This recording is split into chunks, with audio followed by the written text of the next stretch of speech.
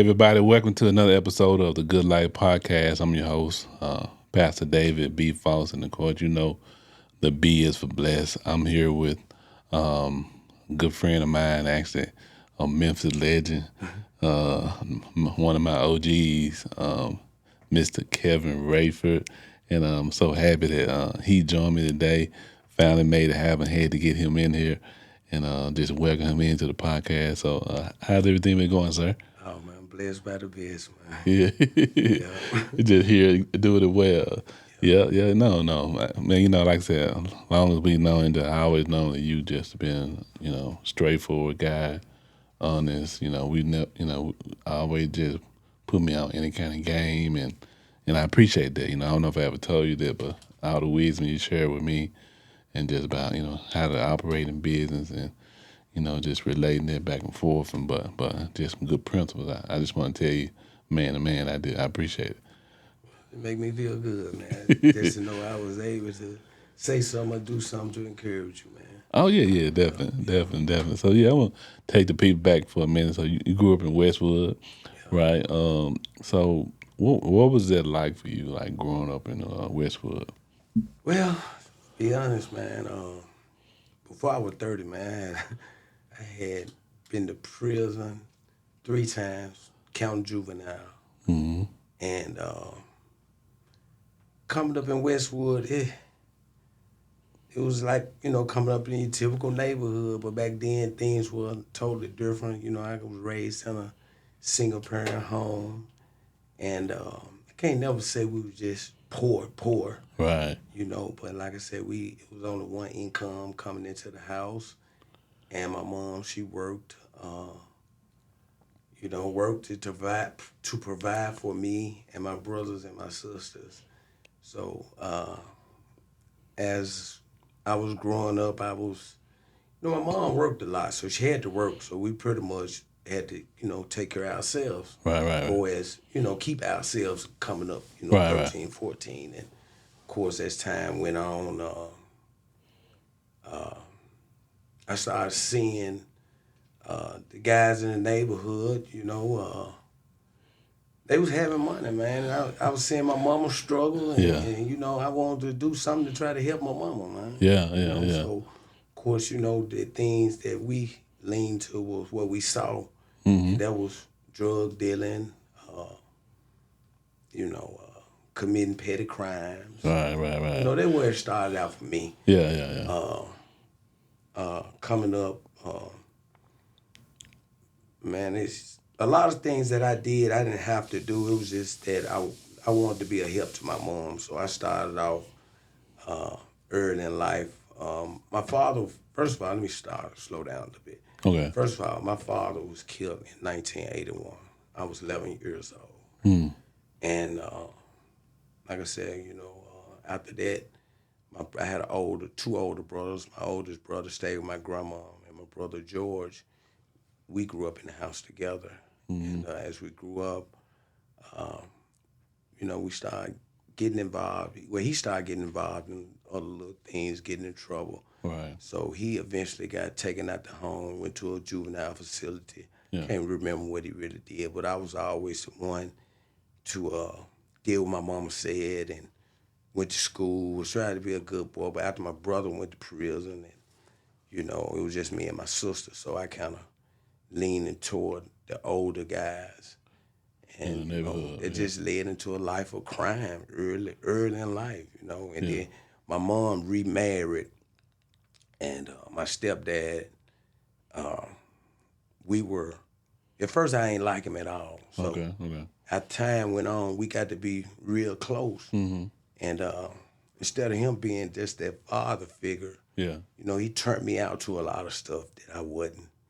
He exposed me to a lot that I shouldn't have been exposed to at a young age. Right.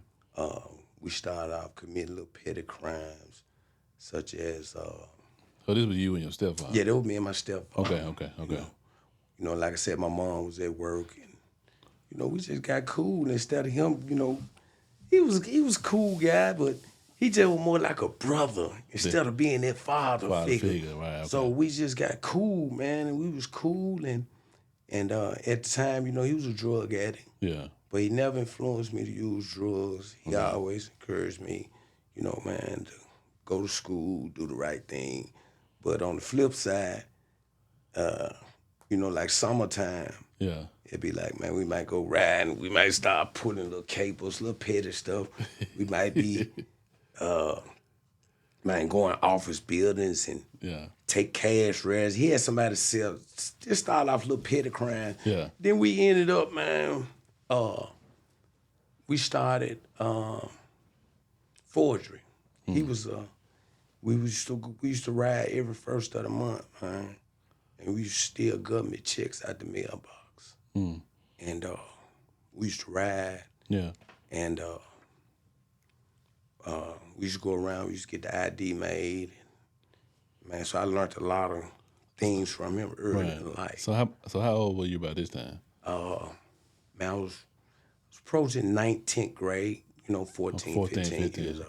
So did you have any like fear, apprehension? No, because I had already been, dibbling and dabbling with different stuff, other anything. older guys in the streets. Okay. We was into, stealing cars and stuff like that, man. Right. And once me and my stepdad, we kind of teamed up. Yeah. And he turned me out to a lot of stuff. So as you said, as Will said, man, I picked up on a lot of game at a younger age. Right. And once I learned how to do, get the checks, recruit the people to cash the checks, Yeah. go get the ID made. Yeah. So we did that for months and months. And so once my mom, she got a wind of what was going on, Yeah. and he cut me off. Okay. He cut me off. Yeah. He started making me go to school, but it was too late. I had got a taste of having that money. That fast money. Yeah, that fast money. Yeah. Any given month, Right. I might make 2,000. Yeah. And so what I did from that point, he cut me off. So I went to school, and all the females who said they were down and hip, and so I said, okay, y'all want to make some money. So I recruited my own team. Yeah, Yeah. So I knew how to make the ID. We go get the checks, and we go do our thing. Yeah. And after a while, we get a knock at the door. Yeah. So I was a kid. Yeah. The FBI knocked on our door. Wow. And they took my stepfather away. And they let him go. They came and told him, they said, listen, we know what's going on. In other words, they gave him a warning. Said, hey, man, stop it. Right. But, it died down for a couple months, and, they were right back at it. Yeah. So, of course, I knew what was going on, so I ain't know they knew that we had my own little thing going on. Okay. So Okay. as time went on, I think maybe a year, 18 months passed by, and then we, it was good, but then, eventually everything comes to an end. Right. So it was over with. Right. The feds had the people we were getting the ID from, and it was just burnt up. Yeah. So I moved on. Yeah. I'm done with the check business. Right. So while I was moving in the check business, I met some friends from South Memphis, from Lemoyne Garden. Okay. They went to Tech High School, and once you get kicked out of them schools, they somehow moved to our neighborhood in Westwood. So I met a lot of guys out of South Memphis, so they had started taking me in Lemoyne Garden. I had started meeting a lot of guys, and so I recruited them guys. Yeah. And the only thing them guys they knew was they was corner guys. They worked on the streets. They were selling drugs. Right. But what I was doing is more sophisticated. And so when I went to South Memphis, they kind of gave me more props. Okay. Because they were like, Shawty, he like, a finesser. Yeah. That was some slick stuff. Yeah, So yeah. I brought them in, and, a couple guys, we was young guys, we were going by paying cash for little $1,500 cars and stuff. So as the check business came to a halt, I had to find something else to do. So I met all these guys out of South Memphis. So I ended up getting a pass to come to Lemoyne Garden. So somebody give me some work, and I started working, I'm standing on the corners in Lemoyne Garden, selling drugs. And, it didn't really work out for me because I'm not from South Memphis. Right. And when the police ride on the raid the tracks, I don't know the cuts, and I'm gonna get caught because I don't know where to go. You know what I'm saying? So as time went on, man, they there was a big raid, and man, it was a guy saved me. He's like, man, come on over here. And Yeah. they took me in somebody's house. I was like, man, I need to go back to my own neighborhood. So, Right. so I moved. I stopped going to South Memphis. So everything I learned to South Memphis, I took it to my neighborhood. Okay. So, so people from South Memphis, they always get up on game before the people Westwood and Whitehaven back then. We got it. So I had got up on some, the drugs, and went back to my neighborhood, and and started being that guy, man. Yeah. Started selling drugs. It was all fun in the beginning. And when we first started selling drugs early in the beginning, I started doing the corner thing, but that didn't work out for me. Yeah. And like I said, I was more of a, the corporate mindset. Yeah, exactly. I don't want to be doing it like that. Yeah, so we really were basically working off pagers. You page me and I come meet you. And it was just smooth. I thought you never could get caught. Right. Until somebody called me and knew I know you, but you know him. Yeah. And he was the guy, he was the informant. So my first encounter was I met a guy at the Southbrook Mall, and it was the police, and we got caught and went to jail. And I went to juvenile. I was a juvenile. Yeah. So I learned my lesson about, that three-party stuff early. So I got a little slap on the wrist. So as I progressed on up in the drug business. So that was your first time going to jail, juvenile? Yeah, I had been to juvenile for maybe just some little petty stuff, but never no drugs. No drugs, okay. So eventually the guy, back in the day, the guy who called me, he eventually cut me out because I was a juvenile. So juveniles, they was like, hey, man, I just used him to do this and then. So I kind of got a slap on the wrist. Right. And in the midst of that, I'm doing pretty well in the drug business, but, don't forget, we left this federal stuff wide open. So after I done moved on from there 2 years later, the FBI came, knocked on our door. Well, they didn't come knock. Yeah. So I woke up to flashlights, guns. I'm thinking it's the narcotics because, we're into drugs now. Right. So at the time, it was like, they took my stepdad and told me, don't call nobody. So they didn't want me. Yeah. So as time went on, my stepdad went to jail, and they went and round up a whole lot of people, but they didn't get me. Oh, okay. Because I was a juvenile. Right. And so my stepdad was in a bad situation. He wanted to do anything to try to make up for, to my mama and got her son in trouble. Right. So he was going to take the rap for me. He was going to say, I'm on drugs. Yeah. I influenced this kid, and, which he did. Yeah. So the FBI, they was buying it. And then they turned around and said, well, that's true, but Kevin, back in such a date, you struck up your own crew, and you started doing it from this point on. So that was just a bad situation. And by me being a juvenile, my stepdad, he took much of the blame as possible. Yeah. But at the end of the day, I knew better. And by me being a juvenile, they sent me to juvenile prison. I went did 6 months. While the adults, they went on did whatever they did. Right. But it was a white-collar crime, so didn't nobody really get hurt. They got a few years. And so as I went to juvenile prison, and at the time, I just didn't know, bear in mind, let me go back apart. I grew up in Bountiful Blessing. Okay. You know what I'm saying? I went to church. My mama was a God-fearing woman. My mama didn't drink, didn't smoke, didn't do anything. Right. But I'm just saying, mama picked bad. When it came to men, you know what I'm saying? Right. And my father had just died, and at the time, my father left my mama well off. Insurance policies, we was good. Okay. Till she remarried, and as time go on, money, it goes, thins out. Yeah. And so, So how did that affect you now with your father passing? Like, as a young child, what's your memory of that? Well, really, man, now, as I grow older, my dad, I heard the stories about him, man. Yeah. My dad was a gangster, man. Just point blank. Yeah. And I used to hear stories about him, from my aunts and stuff. But only thing I can remember, most of the time, my dad was at home. He was there, but he was always nodding. Yeah. I ain't understand till I got grown. Mm-hmm. So my dad was a heroin addict. You know what I'm saying? Okay.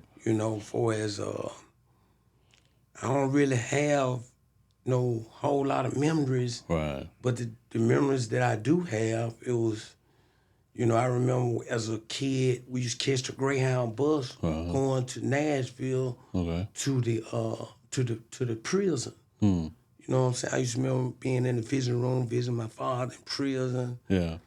And and now when I grew old, I was wondering, and I never will forget it, man. I bust in the bathroom. Yeah.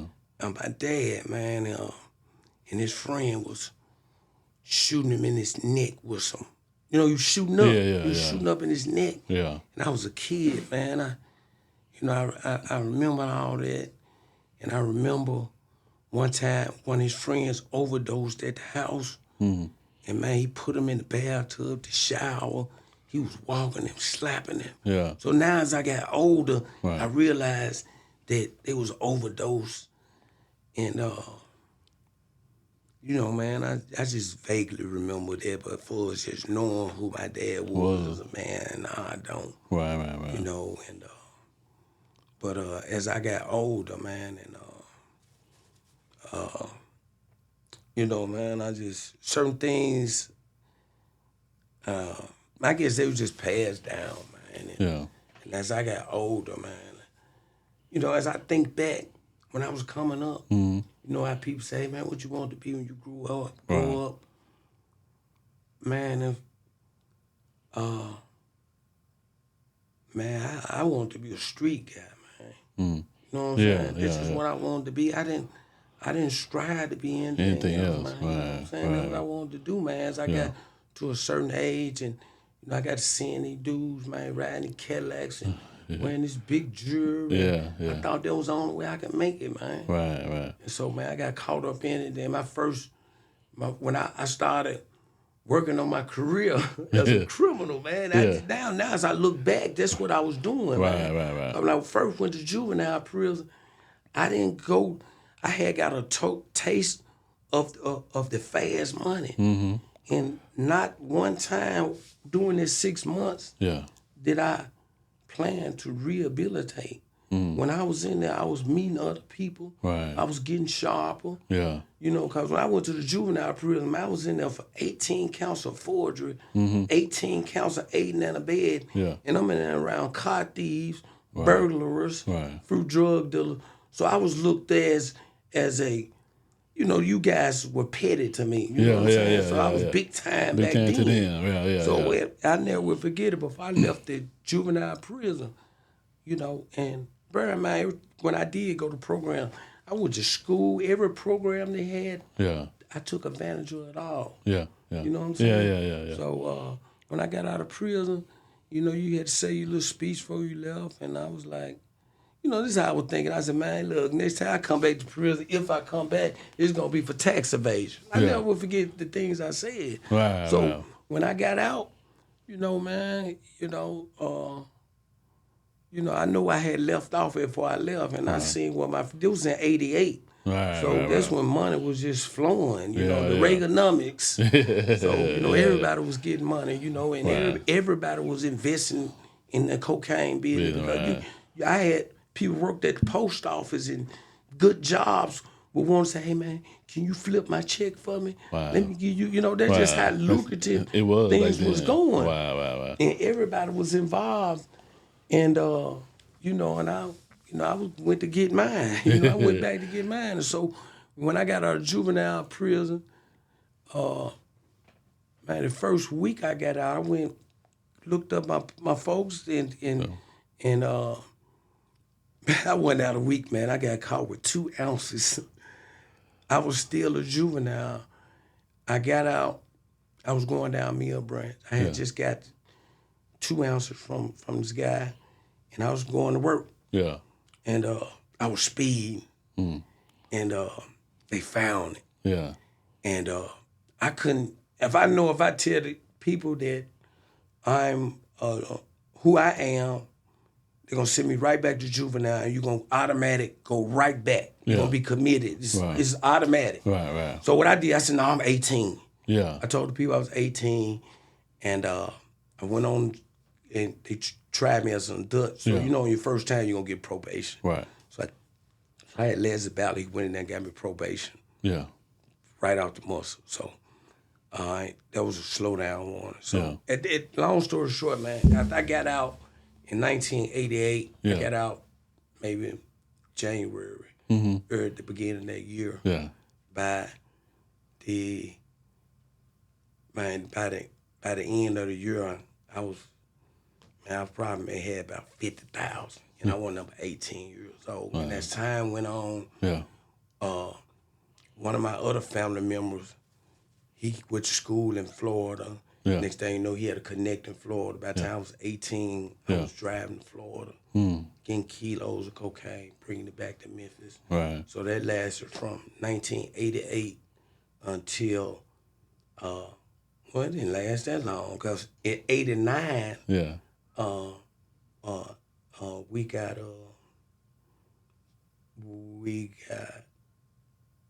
I had a run in with the FBI. It was indirectly though. Yeah. It was a drought in the city, Yeah. and I was just waiting. I was good. I had my people down in Florida, but I had a friend of mine. Right. He was anxious and he knew other people, so Yeah. he tried to make some moves, and I tried to give him my money to go. If you catch somebody, you just bring me one Yeah. back, and Yeah. So long story short, see, we didn't know about conspiracy, Yeah. So we thought you had to get caught with drugs to go to jail. Right. So my first federal case was we conspired to purchase. Yeah. We just got caught with the money to Yeah. buy the drugs. We was trying to buy 3 kilos of cocaine. Right. Well, I really was. My friend was, and that was my partner. Then when it was time to make the deal, I was saying, "Oh man, go on, give me my half." But he was like, he wanted me to go with him, but all the time I didn't know he didn't really know these people. Yeah. Yeah. So long story short, man, I didn't get caught on the scene or anything, but we went to meet the people, and I realized that they was the police. When they rushed in on the car, I kind of broke away and gave them a high-speed chase, and I jumped out of the car and ran. I got away, but I left my wallet in the car, and long story short, 3-4 days later, FBI knocking on my door, and man, I got a conspiracy charge, something we didn't know anything about. We just was standing on, hey man, I ain't get caught with no drugs. We didn't understand about the telephone conversations and all that stuff, even though I didn't talk to nobody. It was a third-party thing, but it's a conspiracy. 2 or more to conspire to do something. Yeah. There you go. You got it. So we didn't really understand why I didn't. And then by that time, see, that was the crack era. So a lot of guys were getting caught up.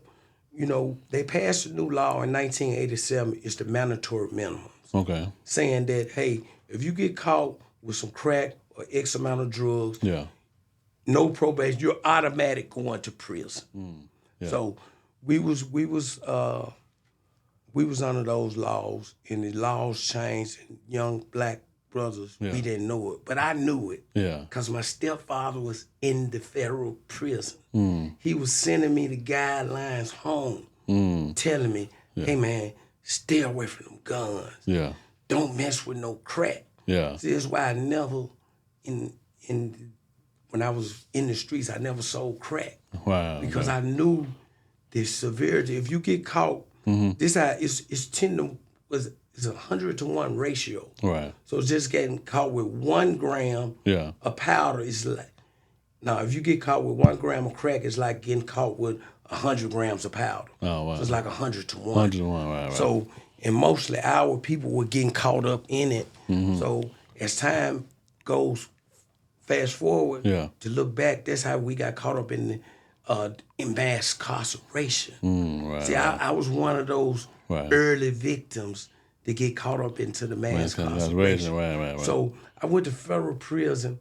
Now back then, see, you got the life the people I came up around. I just remember certain stuff my daddy them used to say. Yeah.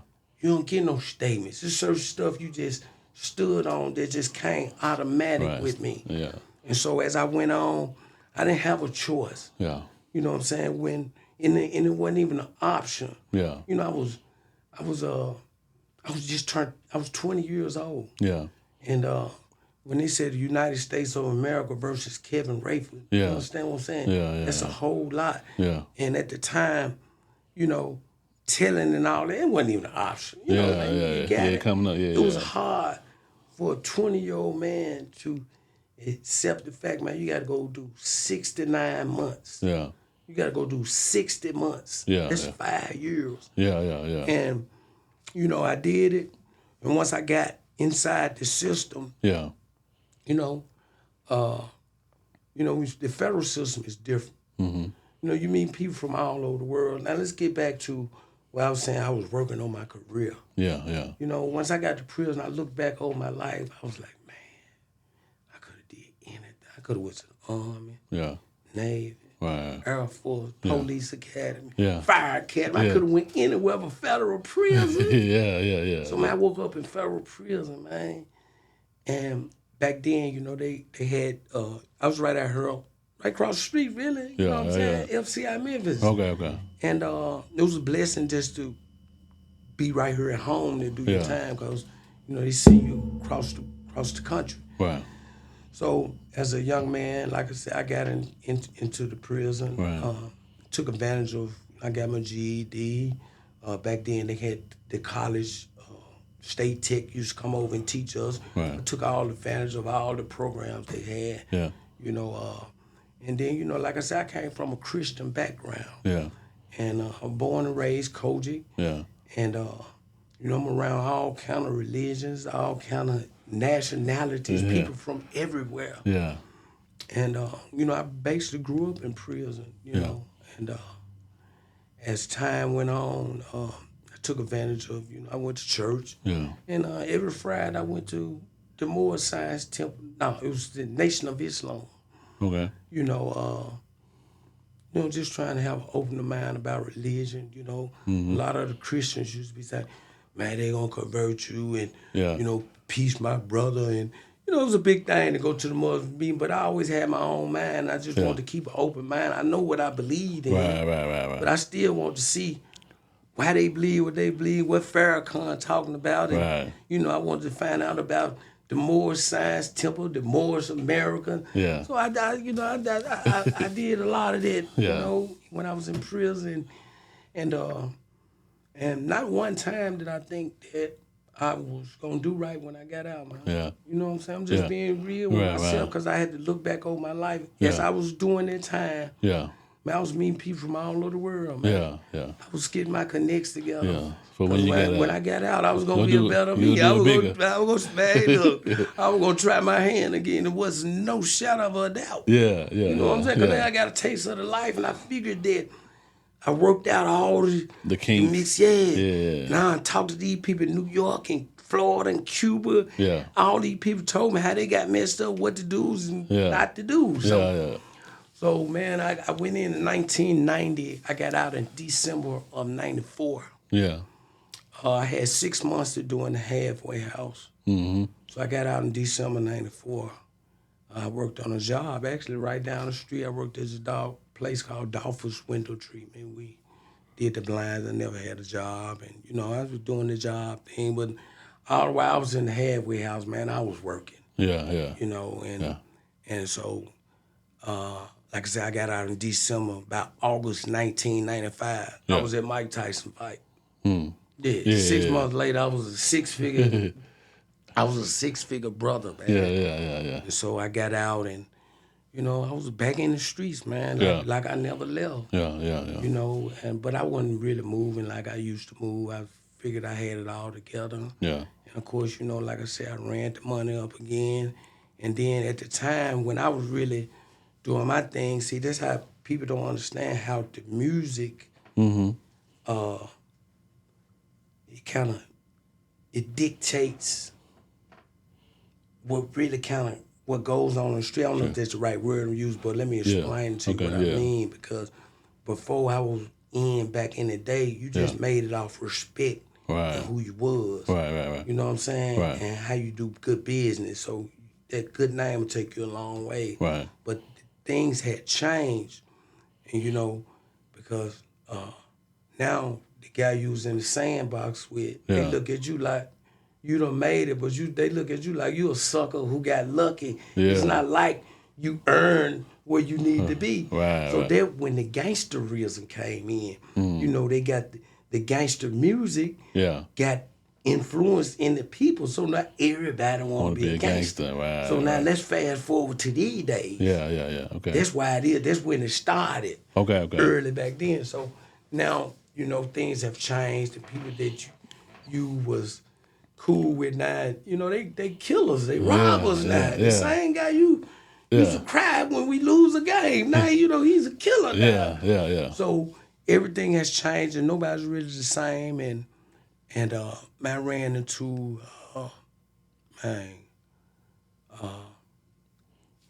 my mom's house got kicked in. Yeah. They put guns on my mom, sister, laid them down, took the money. Yeah.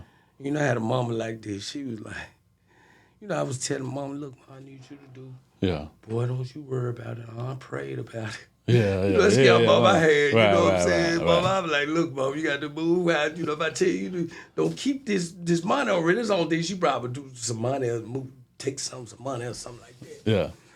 You know, and things changed and, you know, it's a whole nother day, man. Yeah. As time went on, man, it was, man, I ended up getting shot, got robbed. Now these things are happening slowly, back to back. Yeah. You know, and I'm not speaking much about God, but I was going to church every Sunday. You know what I'm saying? I was paying my tithes, praying, man, still in the streets doing my thing, because I still know to pray. Right. Yeah. You know, my mama interceding for me. Yeah. You know what I'm saying? Right. And man, you know, as time went on, things just started reoccurring, man. Got robbed, I got shot. Yeah. Folks kicked my mama doors in. Yeah. As time went on, Yeah. of course, I don't talk to people on the phone because I'm aware of, you know, conspiracy, talking on the phone. Long story short, man, one of my friends was on the investigation with the FBI, and I didn't know it. He didn't know it, and I was in the car with him riding one day, Yeah. and a friend of mine called me, and I picked his phone up, and I called my friend back. Yeah.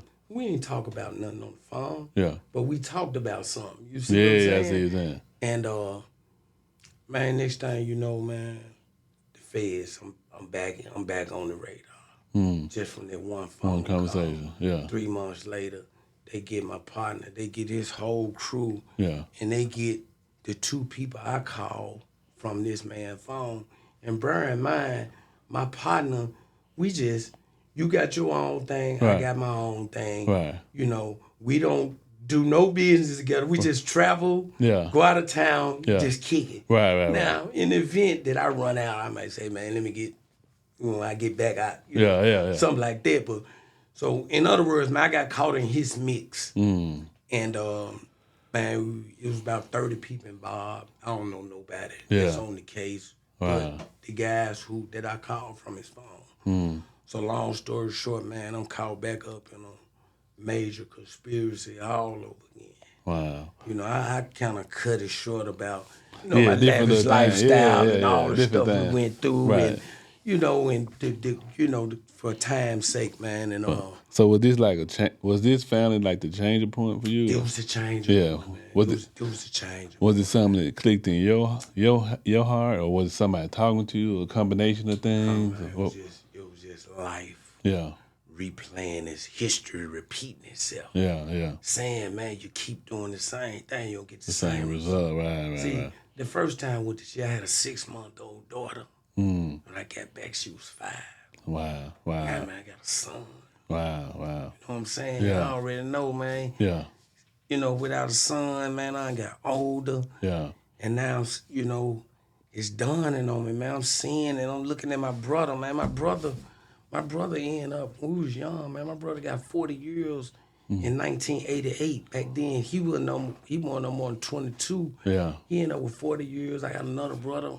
All of us been in and out of prison. Yeah. Wow. And at that point in my life, man, I think I got shot. Yeah. I think I got shot again. Yeah. And man, all this, man, I just got to looking at my life and replaying my life over and over and over again.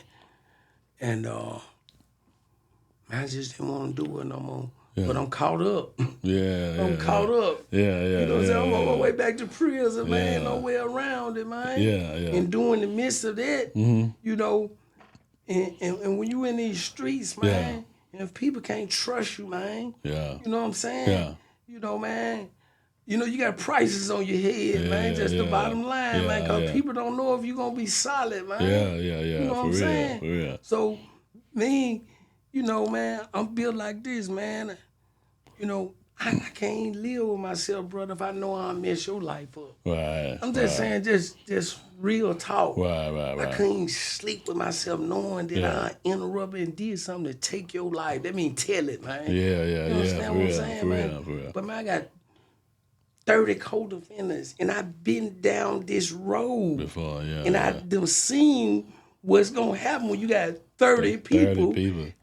Somebody what's the odds these people gonna keep it silent? But the thing about it, I don't know them, and they don't know me. Right. So, but at the time when we was doing back then, we had burner phones. Right. That's when we had the flip phones, and they just was burners. You know, they were buying them and selling them. You know, with nobody. Yeah. So, but they was against the law. Yeah. So when the people came to my house, they found 3 burner phones and about $15,000, no drugs or nothing like that. Right. So as the case started winding on down, you know, weeding people out and got down to the meat and potatoes. But me and my people really didn't have nothing to do with these people over here. Right. So like I told my guys, I said, man, I'm the only somebody can get y'all. So So long story short, nobody over here really got hurt. It was just a blessing that I didn't get hurt. I got with the prison. I got more time than anybody on the case. You understand what I'm saying? The kingpin ended up getting 18 months. You know, but God rest his soul. He didn't even make it to go do the 18 months because he got killed before he had to turn himself in. Wow. And you know, normally the feds, they'll send you a letter in the mail and tell you when to go turn yourself in. Yeah. But me, they took me into custody. It was like December 17th, right before Christmas. I was like, man, they least could let me stay out to the New Year's like they did everybody else. Right. But now, a lot of people that make it in. Wow. And so, man, I kind of cut through it all the way I was on bond. I went through so much. Yeah. You know what I'm saying? Yeah. A female friend of mine, she got shot in the head. And I'm telling you how the goodness of God. Yeah. Now, I don't know why I've just been leaving that out, but I'm saving all that. Yeah. That's why I'm keep telling you, you know, I always been a praying man, had people interceding for me. Had a friend girl of mine. Yeah. Out of all the stuff I was going through, because it was in the streets, a lot of people getting shot and killed during this time. Right. You know, and one of my co-defendants, his girl, they was giving her a going away party. She had just become a nurse. Yeah. She was moving to California. Yeah. And he took her back to his house to get some champagne to go back to the party. They gunned her down, killed the girl. You know what I'm saying? Yeah. It was just so much was happening. And so I went on in, and once I got I know I skipped some. I lost the thought on what I was saying. But long story short, man, I ended up going to prison on December the 17th. Yeah. I'll never forget it. The day I turned myself in, I got to Texarkana, Texas. Yeah. It was pouring down rain that night, thunder and lightning. They had me in a dormitory with a lot of guys in them. And man, on that I can remember I just was boo-hooing, crying. Yeah. You know, normally you in prison, man. You around all these men, you got who's over there crying? Yeah. Man, I wasn't crying because I missed nobody. Yeah. I wasn't crying because of the time I had. Yeah. I would cry because I felt that I got another chance. This is where I started my new life at. Because I got another chance, man. Yeah. You know, I went through so much, man. I had attempts on my life. Yeah. People were really trying to kill me, man. Yeah. Really, I get to that part, but people were trying to kill me, man. And I ended up making it back to prison. Yeah. And I think I had 4 years. Yeah. Took the 4 years. I wasn't gonna play with it. Right. Even though once I got in, I thought about it. I said, man, I should have just, because I looked at the time the other people got. Yeah, I yeah. said, man, why? So I was like, man, God know what he doing. Right. And they sent me to Texarkana, Texas. I had 43 months. Yeah. And of course, I'm a program type of guy. Yeah. Well, all type of programs you got. Yeah. I want this time here. I ain't playing no cards. Yeah. I ain't playing no checkers. I ain't playing no domino. Listen, man. Yeah. I'm finna get with me. Right. I'm finna get with me, brother. Right. Man, I ain't doing them reading self-help books. Yeah. Man, of course, I'm reading the Bible. But like I tell people, man, I read the Bible back and forth and put it down and still ain't get nothing, man. Yeah. And then, you know what I'm saying? Yeah. I ain't get it. I ain't understand. Right. So God had to move me down. Yeah. So, man, I started reading easy to read self-help books. Yeah. The first book helped me really change my life, man. Yeah. Was Think and Grow Rich by Napoleon Hill. Napoleon Hill. Man. Yeah. You know what I'm saying? Yeah. And after all these programs I took, Yeah. they were saying the same thing. Mm. Man, you change the way you think, you're going to change the way you act. Wow. Keep a positive mental attitude. Yeah. And out of all these years, man, I look back on my life, and when I was in prison, man, the first time I blamed a lot of people. Mm. I blamed my stepfather. Right. I blamed my father for getting killed. Mm. Man, I blamed some of everybody. Yeah. But, man, God, I looked in the mirror and God told me. Yeah. I wasn't looking in the mirror. God told me, man, he said, Kevin, Yeah. man, you knew right from wrong. Mm. Man, you wanted to do this. Wow. So I had the self-responsibility. Stop blaming all them people, man. Right. This is what I wanted to do. Yeah. You remember what you said? Yeah. Man, do what you wanted to do. Yeah. Because I didn't believe I could do nothing else. Right. So, man, when I started believing, I started replaying my life. Yeah. Man, all the moves I was making, I was already into logistics. I was already into marketing. Yeah. I was already into sales. Yeah. I was already doing it. Right. I always been a hustler. Yeah. But I was just hustling the wrong products. Yeah. I used all my talents in the wrong way. Wow. That's So good. I had to go to prison all them time. Yeah. You know what I'm saying? All them time, but it was enough time. So after doing that, so after the third time, that's when the light popped on. Man, a lot of stuff I did, I don't want to do no more. Yeah, that's good.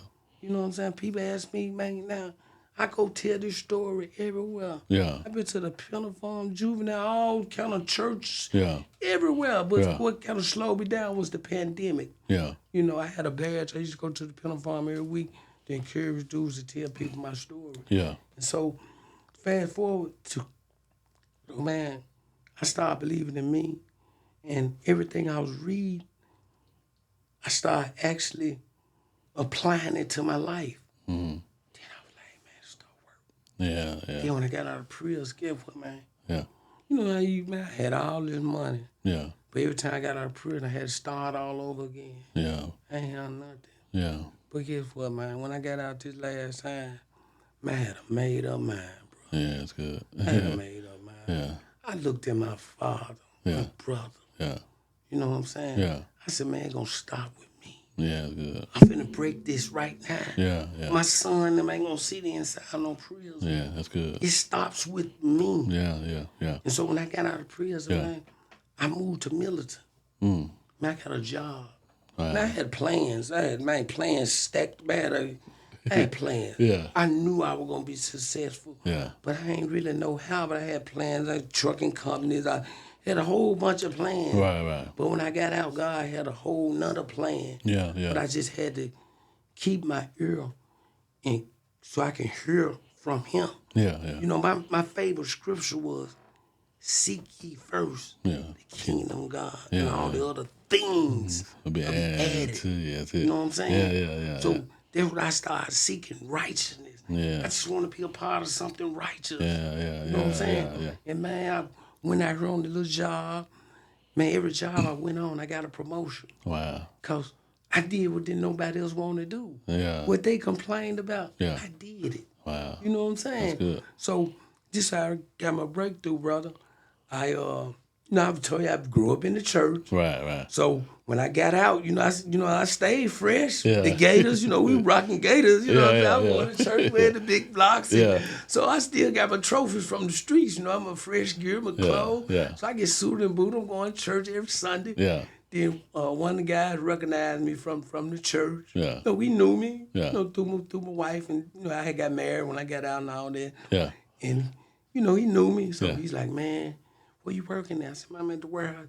He said, man, I work for temporary service. I'm the branch manager. Yeah. He said, man, come up there and fill out the application. Yeah. I was like, cool. Yeah. So I'm just knowing he the hookup, right? Yeah.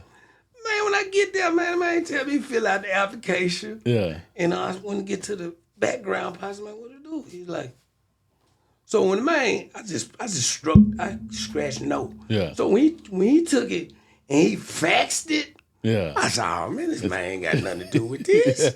When he faxed it to corporate, Yeah. this ain't no hookup. Right. Man, God was the hookup. Yeah. You know what I'm saying? I That's stepped out good. on faith, man. I filled that application, I struck no on Yeah. it.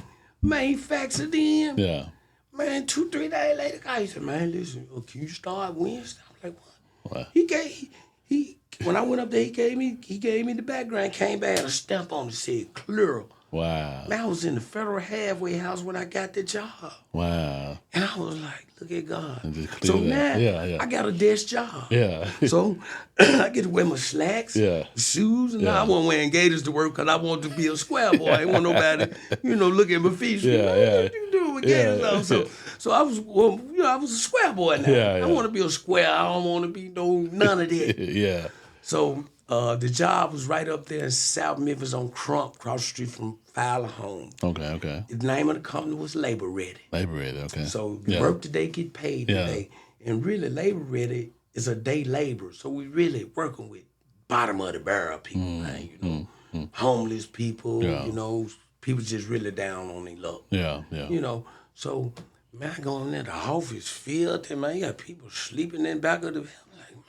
Yeah. But it's cool, though. Yeah. It's a job. Yeah. So I got the Labor Ready, man, and man, I did my thing, It took, couldn't know anybody to work for Labor Ready because the type of people we were You're dealing with. right. Man, these people coming in and intimidating you, making you send them out. Yeah. So, but it took a kind of street guy to be able to Right. keep this kind of order. But I'm just a customer service rep. I help you fill out applications and this and that and another.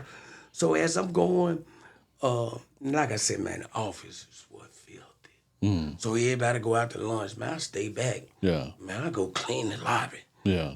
All our office area. Man, I took 2-3 days. Man, I got the office spick and span. Yeah. Then when the big folks come, they said, wow, clean your office. Oh, this is our new guy, Kevin. Yeah. So first meeting we have, everybody complaining about working the day shift. Yeah. Nice. I said, man, I do it. Yeah. So long story short, man, I did that, did the Labor Ready thing after 6 months. Yeah. How about, man, I get promoted to a branch manager. Wow. They gave me a store in my neighborhood, Westwood, What? the same neighborhood I used to come flood the drugs with. Wow. So now I'm back in the hood, Yeah. but I got jobs. Wow. I'm putting everybody That's to good. work, man. That's what's up. Yeah. And after I got promoted to manager, I always had to have the gift of gab. Right. So, but once you get to corporate America, if your numbers don't reflect that stuff you're talking, you ain't talking about nothing. Right. So after my first meeting, Yeah. man, I'm wooing the people, so I think. Yeah. I had a black district manager. Yeah. When the meeting was over, Yeah. the man looked at me and said, you talk too much. He said, them folks told me I made a poor decision for hiring you and blah, blah, blah, blah, blah, blah. Yeah. Hurt me to my heart. Yeah. But guess what? It was motivation. Yeah. Man, Labor Ready had 860 offices worldwide, UK and Canada. Yeah. My first year as a manager, Yeah. I ranked number 12 in the company. Wow. I had some of the biggest contracts here in Memphis. And guess where I got all my workers from? What was it? Most of them. Yeah. The federal halfway house. Wow. Everybody got out of jail, I put them to work. Wow. That's what's up. That was So up. that was just spark to my story. Yeah. But I know, man, I talk so much. No, you good. Yeah. Nah, we that's So, what we need to I hear, just though, been man. keep running on and on. Yeah. So anytime you want to stop me, No, so that's good. So as my journey went on with Labor Ready, Right. I went from $9 an hour Yeah. to making 50 plus bonuses. Yeah. But I still found myself in a state of check to check. Mm. You know what I'm saying? Yeah. I'm used to having money. Yeah. I had to have a talk with God. Yeah. I was tempted. Yeah. Let me back up a little bit. Right. I lived check to check 2.5 years. Okay. I had friends was out here still in the streets getting money. Right. And when they come to see me, they don't just want to give me none. Yeah. They want to try to find a way to help me. Yeah. Man, they salute me Yeah. for going the long way. Yeah. I got a lot of real friends that was in the streets hustling, seeing my struggle. Yeah. But I had a made up mind to do right. Yeah. But it got hard one season. Yeah. And I had a friend to call me, and he said, man, I need you to help me do something. Yeah. I said, man, what? He said, come holler at me. So I knew it was something. He said, come holler at me. Yeah. He said, man, listen. Then he wanted to help me too. Yeah. He said, listen, man, I don't think you got to do. I get a truck in. Yeah. They're going to put it in my garage. Yeah. You come over, you help me unload it. Yeah. And get everything situated. Right. I'm going to give you a couple $1,000. Yeah. I screamed, cool. Yeah. You know what I'm saying? Yeah. Man, I went and did it. But that night, Yeah. man, I thought about it. Yeah. All the chances I took and what I was in the room around. Yeah. It disturbed my rest. And then the little money I made, I ain't even see it. I seen it, but to a person living check to check, and you get 2,000, man, you supposed to be up. Yeah. I don't know where it went. Then I lost sleep. And then that morning I picked my kids, picking them up from the daycare in school. Yeah. Man, God got in the car with me. Wow. He said, you stupid fool. All undone for you. Wow. This how you repay me. It was on a Friday. I never forget. At the time, my wife done her Fridays and Saturdays, she booming. Yeah. I got to pick the kids up. Right. You know what I'm saying? Right. The Spirit said, man, well, if you were locked up, who would be picking the kids up? Who would help up? Yeah. Said, man, this how you repay me? Wow. I was in the car crying. Yeah. Real tears. Yeah. I was convicted. God convicted me, Man. He said, man, I've been too good to you. Yeah. It wasn't fast motion. Yeah. But look at the motion you getting. Yeah. Man, look where you came from. Yeah. Slow motion better than no motion. Man, I'm in the car crying. Yeah. So I'm trying to get myself together before the kids come out. Yeah. And once they came out, now I got to break the news to my partner. Yeah. He need me. Yeah. You know what I'm saying? He wouldn't even call me, feel me? Man, I said, hey, man, I need help. I went over his house. Yeah. I said, look, little brother. I said, man, I appreciate everything you done for me. Yeah. I said, I can't do it no more. Yeah. The man said, respect. Yeah. He ain't never called me no more on that tip. Right. You know what I'm saying? Right. It was respect.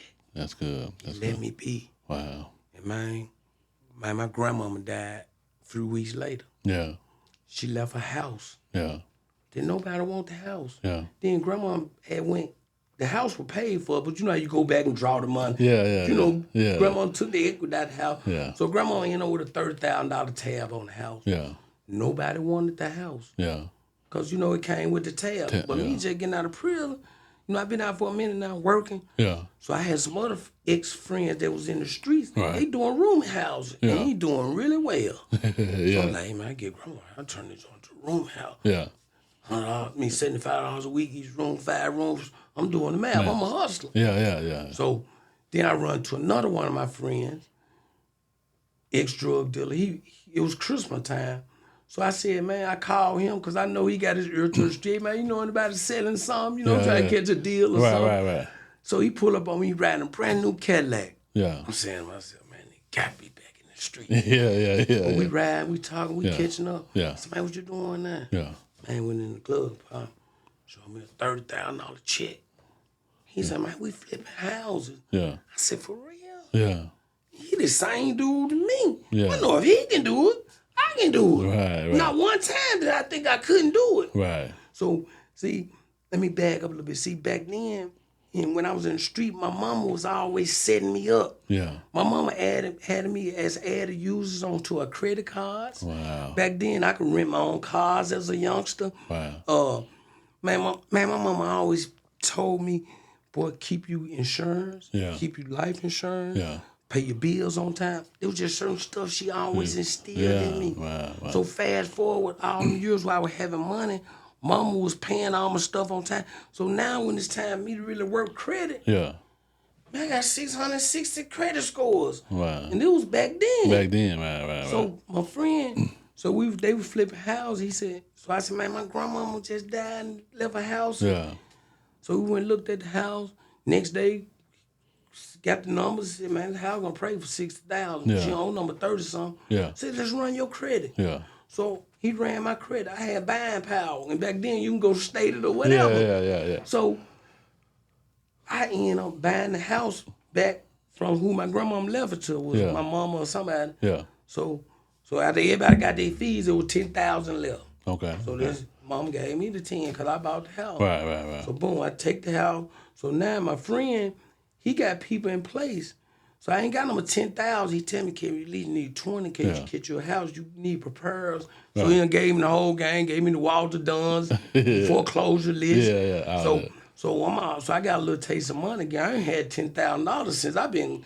Man, I ain't never made $10,000 legally. Yeah. So it changed my life. So my friend, he take me to the bank. Yeah. Bank tried to get a loan at the bank. They wouldn't give me that. But bear in mind, my wife at the time, I don't know if we were married, but they ran her credit. They gave her $10,000 line. Yeah. So now we got 20. Yeah. So I bought a house for $14,000. Yeah. Put 4,000-5,000 repairs in it. Yeah. So I ended up buying. I didn't, you know what I'm saying? I gave mama the money to buy the house. Right, So I ended up buying the house from her. I see Back, that. you know what I'm saying? I see that. So we walked away with the whole bankroll. Yeah. So we done that 6-7 times. Man, my whole life changed. You back So up. man, I'm back on, man. Yeah. Hey man, I knocked up on, Yeah. man, 50,000-60,000 legit money. Man, my whole life changed. Yeah. Wow. You understand what I'm saying? Yeah. But in the midst of all this, now I ain't telling y'all about how I'm faithfully going to church though. Yeah. You know what I'm saying? Yeah. And how I'm just focusing really on just doing right. Yeah. And then I've ended up meeting, Elder Smith and them, and had got in the church. Right. Hey man, my whole life changed. Yeah. You know what I'm saying? Yeah, that's good. And then I flipped houses on up to 07. The market crashed in 07. Yeah, man. So man, listen. Yeah. And then I'm not with Labor Ready anymore. I worked there for 7 years. Okay. So I started doing really well in real estate. I didn't quit, but the job got a little too dangerous, man. Anytime you got to go to work, you got to have a gun. And I'm a felon, I ain't gonna be having no gun. Right. It just got too dangerous. So Yeah. I had to leave the staff and stuff alone. Yeah. And I started flipping houses full time. And I had to room in houses, and I was flipping houses. And then 07, the market crashed. And man, my whole life changed again. Because my way of living, getting money is over with. Now, bear in mind, I've done really well in real estate. And at this time, everybody was in real estate was doing good. Yeah. But I seen them splurging. Yeah. See, I done lived You live that life all that. See, I know the value of money. I lived check to check for 2 years. Yeah. I ain't going to the club spending no thousands of dollars. Right. I don't choose to do it no way, but I'm just not messing out money like that. I know the value of it. Yeah. And so when the market crashed, I was well off. Yeah. So now, but I still can't sleep at night. Yeah. Because I got all these big boy bills and I ain't got no money coming in. Yeah. And so I was at church. Yeah. And we was at Bible study one Wednesday night, and somebody had a baby shower in the back. Yeah. And by the time I went to the back, the food was gone. I got one wing. It had to be a seasoned wing. It had to be from Crumpets. It had to be one of them good old Crumpets seasoned wings. Yeah. You know what I'm saying? Yeah. So at the time, we had a house built in Pisgah Forest out in Mount Pisgah area. Okay. So our church was on Mount Morale. This is my route home. Yeah. I get on the interstate. I take Walnut Grove out. Right. Take Walnut Grove all the way out to Houston Levee. Yeah. In the midst of that, I got this good wing taste in my mouth. So I want to pull over and get me some wings on my way home. Yeah. But nobody is in my area in Walnut Grove, going to Cordova. Yeah. Nobody in the whole Cordova. Why I got to drive to the hood to get that hood flavor? Yeah, You know what I'm saying? I ain't knocking nobody else, but I don't want no wings come from. I want some of them hood wings. Yeah, I know what you're saying. Why right. we got to go with whole wings? That was my preference at the time. Okay. Nobody really sold whole wings. No, everybody You know what I'm part saying? of it. Pot of wings, or, you know what I'm saying? Yeah. So who got them in Cordova? Nobody. So I'm going down Walnut Grove. Can't shake the wings. Say the only way I can get some wings out the way I got to go to Bartlett. That's done. Yeah. So I said, no. Yeah. White people, black people got money in Cordova, got to drive to the hood to get the flavor. Yeah. And God gave me a vision right there on the spot. He said, listen, God talked to me just, I'm talking about just Yeah. in my voice though, because he in me. You understand what I'm saying? He said the kingdom within, right? Okay, well, it's a whole other story. Anyway, but, he was speaking to me. He was like, man, this is what I want you to do. I said, man, I want you to bring them hot wings to Cordova. Yeah. I want you to bring it on an upper scale. I want you to light it up. Yeah. I want you to have great customer service. Yeah. You know what I'm saying? Yeah. I want you to have a great product. Yeah. I said, okay. Yeah.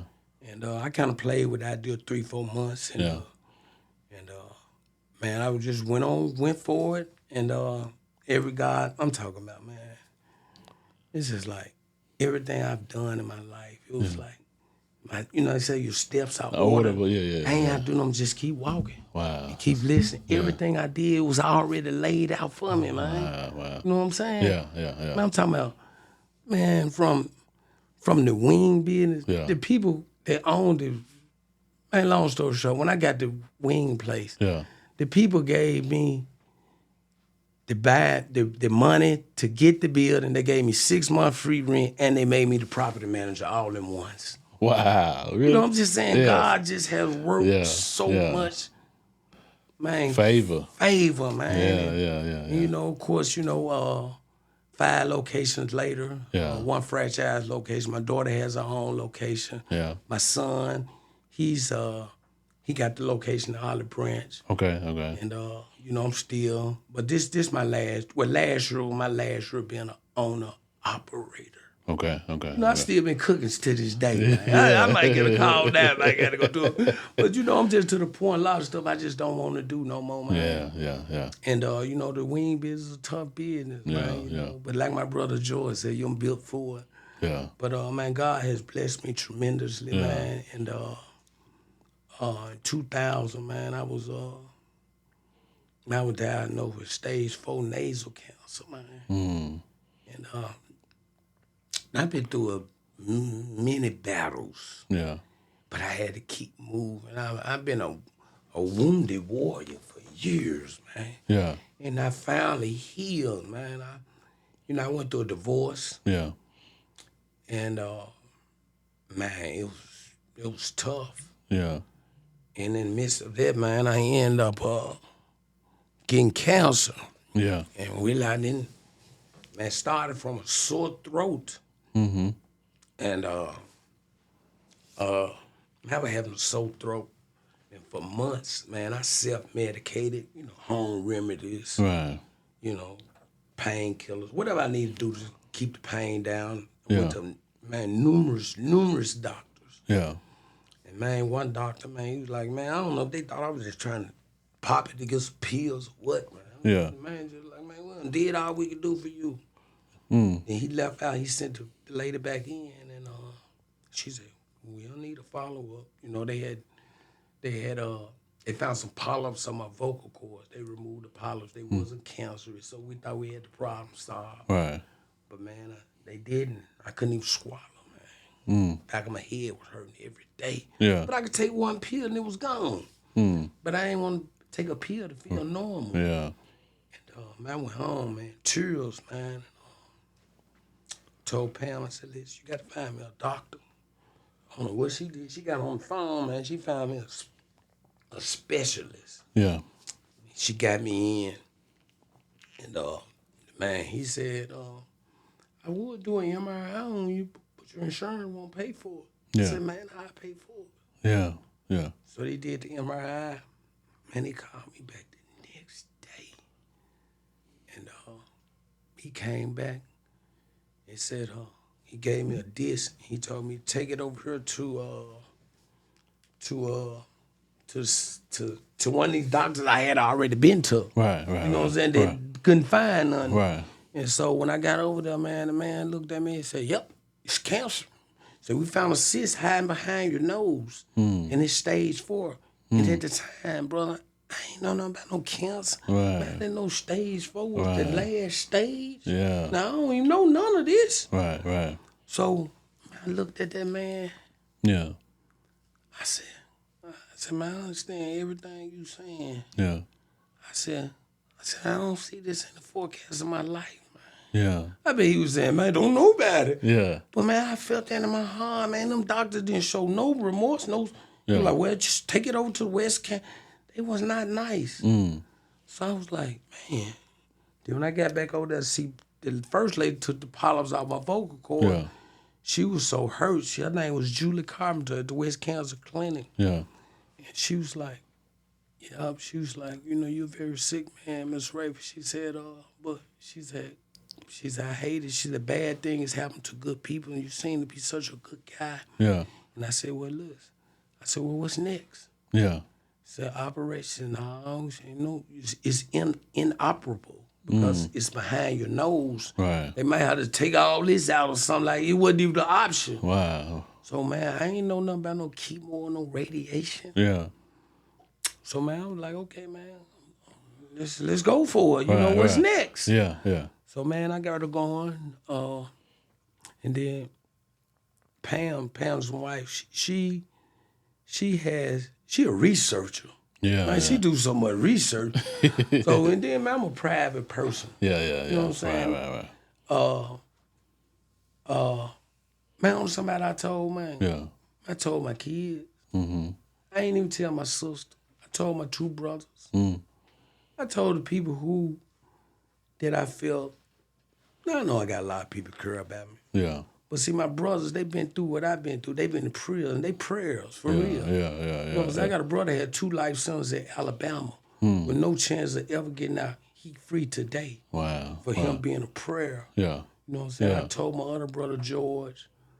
I told a friend of mine in Atlanta. That's it. Yeah. You know, a few more people probably told people, but it was a very private situation because, see, I'm the type of guy, man, everything I dealt with in life, man, I had to just put it on my back. I had to deal with it. Now, bear in mind, bro, it was 2020.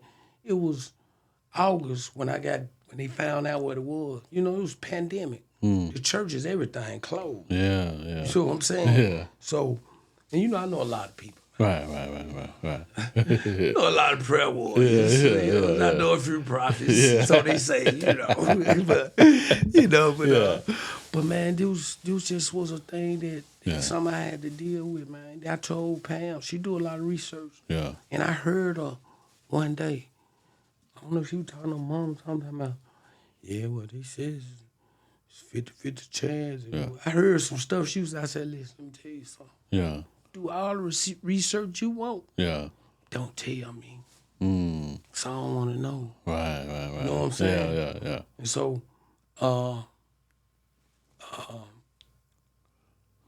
man, I really understood. Now I understand when they said you have to have faith the size of a mustard seed. Yeah. That's all I had, bro. Yeah. That's all I had, man. Yeah. And, you know, they say God will bring things back to your remembering. Yeah. I ain't no Bible scholar. Yeah. I know scriptures. Right, you know what I'm saying? But right. I don't know them. Yeah. But it was just certain scriptures God will bring back to my remembering. That's good. He said, man, your latter years going to be your better years. Wow. That's just one of them I could think of. Yeah. And my only thing I ever think about, everything I ever been through, Yeah. I always came out of it. Yeah. He always brought me through it. Yeah, that's good. And that's all I had to rely on. Yeah. Was the faith. Yeah. And what God said in his word. Yeah. See, it's just certain scriptures, as they came to me, it was just constantly reassuring me. And not only that, brother, man, like, I was in a relationship, you know, I had went through the divorce. Right. See, but I was in a whole nother relationship, Yeah.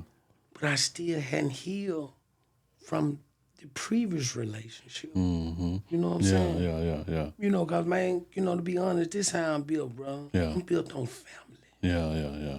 And, you know, I felt bad as a man to when I divorced, well, we separated and did all that. You know, I felt some kind of way because, you know, the way I'm built like the mob. Man, no Yeah. matter what, man, you staying there with the family, man. You know what I'm saying? Yeah. You know, so all that was playing in and weighing in on my mind. Yeah.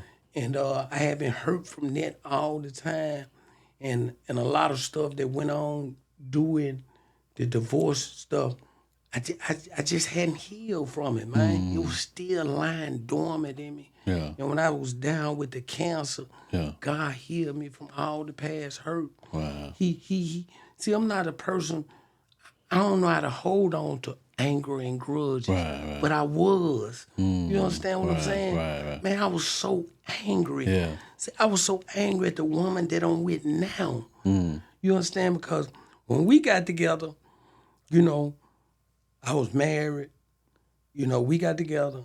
Then she ended up getting pregnant. Yeah. You know what I'm saying? Yeah. So, man, I got a divorce, Yeah. a new woman, Yeah. a new baby, Yeah. a new life Yeah.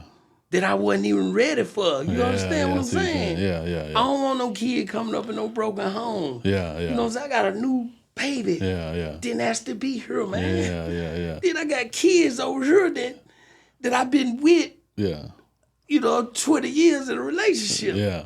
So man, I was a hurt guy, man. Yeah. And I ran from all my major stuff that I had to deal with. So when I laid down with that cancer, Yeah. I had to deal with that, man. Wow. I had to deal with all that hurt that I didn't deal with. Yeah. And I was so angry because the woman that I'm with now, I said, man, this lady done trapped me. Man, Yeah. I left my wife. Yeah. You know what I'm saying? I felt some kind of way. So had I passed, man, I'd have had so many regrets. But when God laid me on my back, I had to release that. I didn't even know I was holding on to all that hurt. Man, I was so hurt.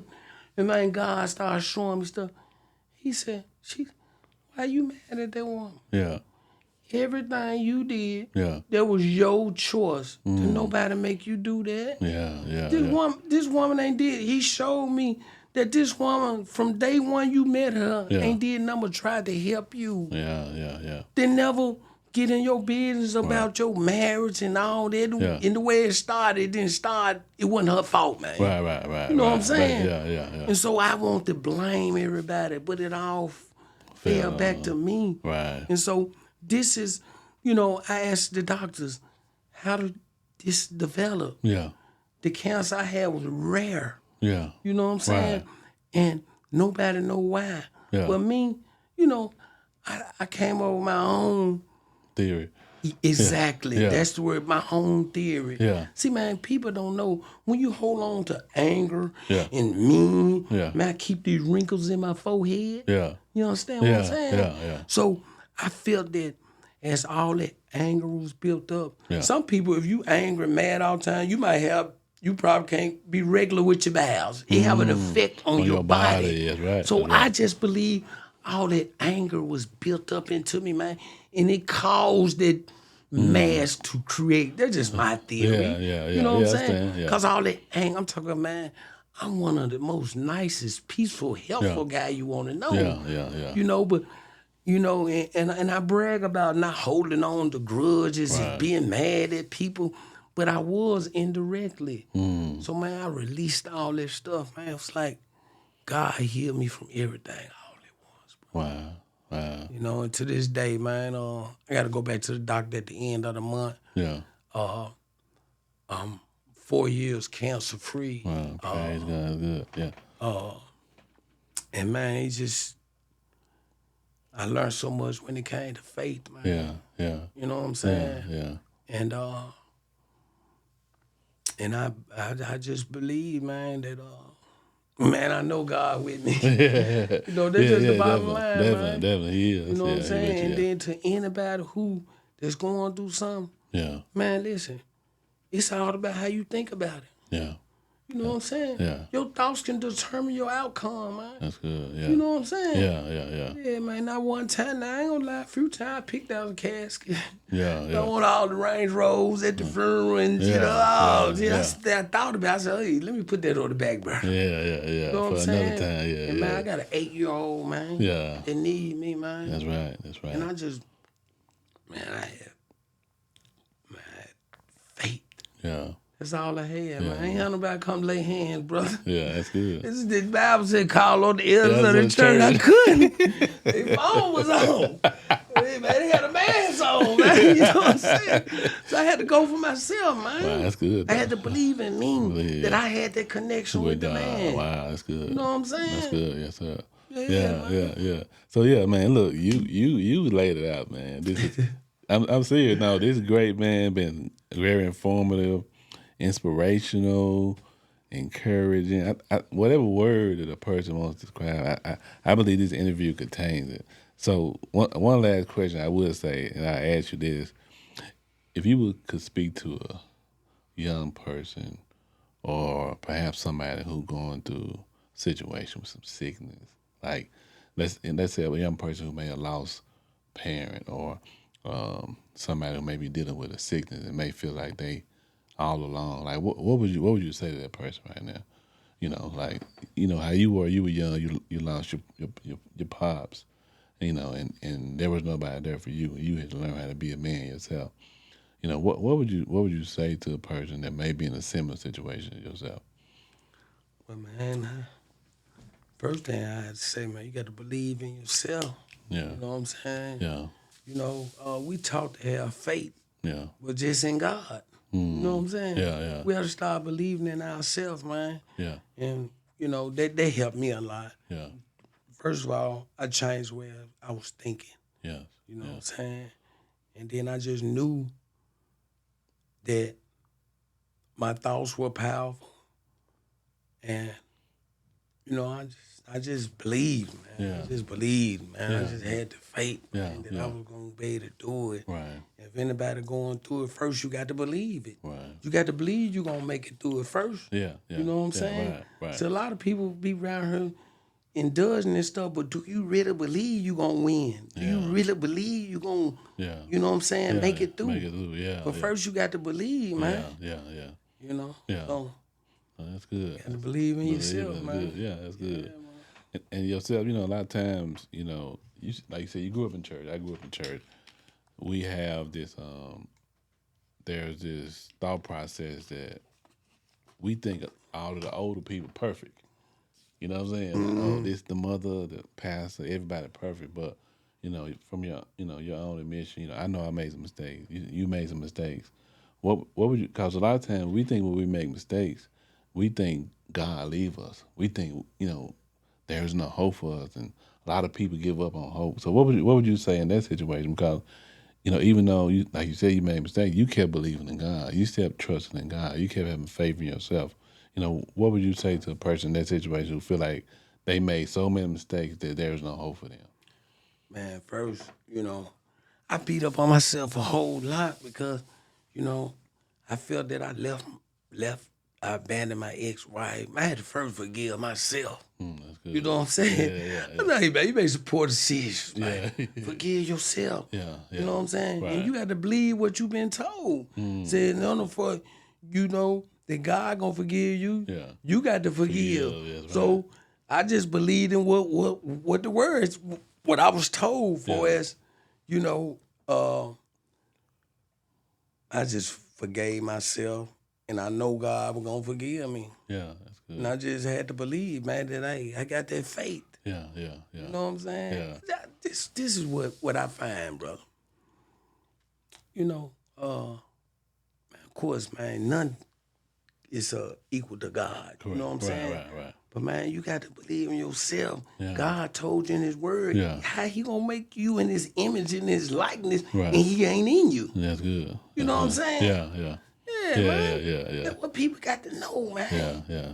I believe that, man. Yeah. Man, God in me. Yeah. No, I don't make all the perfect decisions. Nobody do. Right, that's right. You know what I'm saying? All right. So every day I strive to be a better me. Yeah, that's You know good. what I'm saying? Some days I go back and reevaluate my day. Yeah. And say, man, I could have did that a little bit better. Right. So next time I'm gonna handle it like this.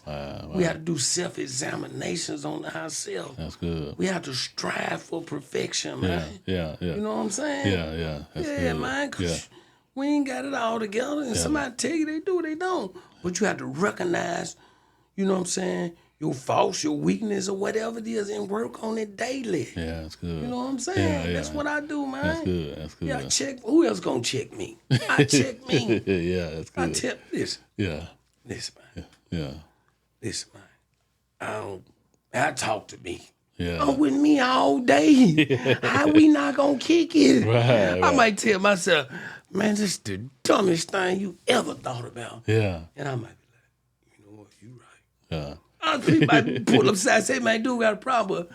That's the God in me. We kicking it with each other, man. Yeah, no, that's good. Yeah, bro. Bible say encourage yourself. Yeah. Encourage yourself. Yeah, no, that's good. Yeah, man, I ain't got nobody to encourage me a lot of times. I encourage myself, bro. I promise I do. I think myself happy. Yeah, that's And it. a lot of times people look for people to make them, I bring happy with me. That's good. Yeah, everywhere I go, man.